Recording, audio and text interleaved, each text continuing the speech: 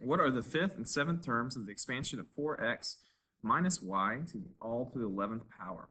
Now this right here is what we call a binomial because it's two terms. You have one term here and the second term here. Remember, terms add and subtract each other. So since there's two terms, we call this a binomial. So to solve this, the mathematical approach would be to use the binomial theorem. And we can go to our formula chart and find it on here. If you go to this chart, we start with trigonometry, we scroll down, and then we have sequences and series. And inside of sequences and series, you have here the binomial theorem. And it shows that if you have two terms, you come up with this type of relationship, where we have a combination times the power of a, or it would be a to the full power, and then b to the 0, and then it just counts, the a's count down as the b's count up as we go through.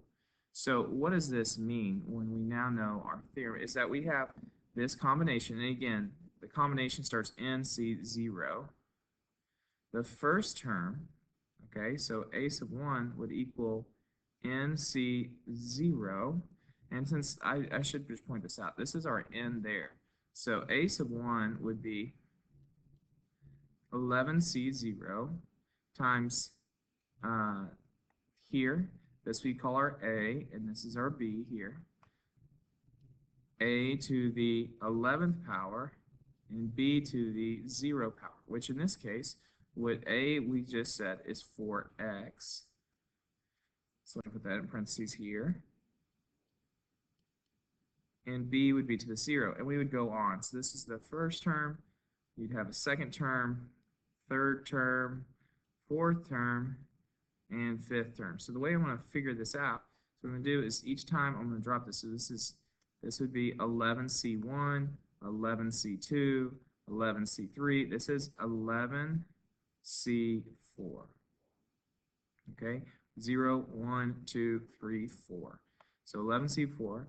And then we multiply times 4x raised to the, let's count it up here. This would be 11, or really count down. 11th power, 10th power, 9th power, 8th power, 7th power.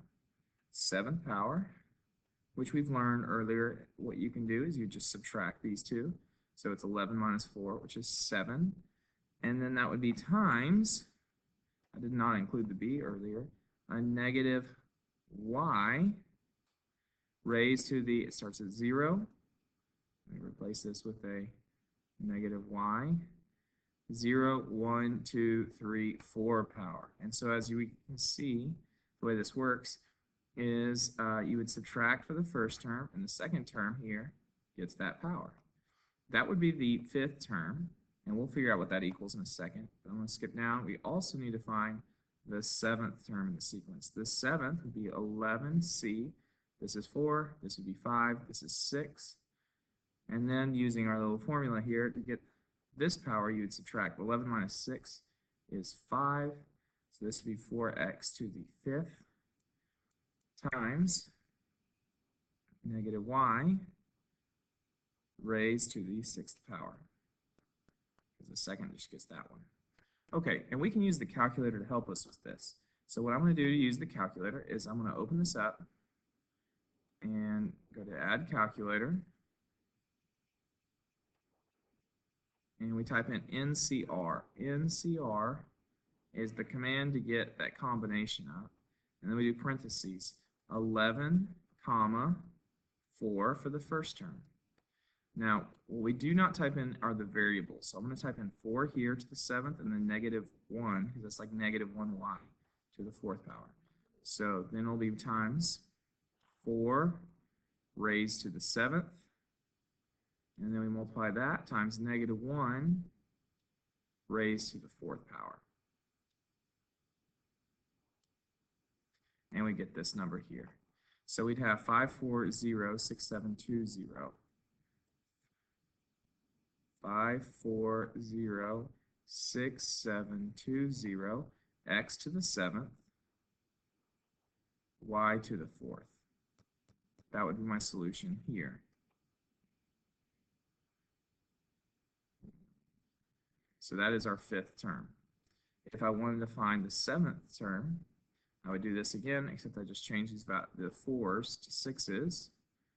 So NC 11, comma, instead of the 4 there, we're going to change that to a 6.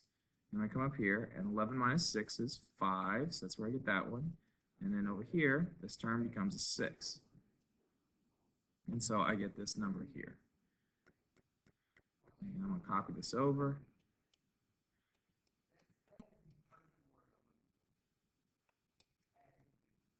And so we have 473,088, x to the 5th, and y to the 6th. So the calculator didn't take the variable.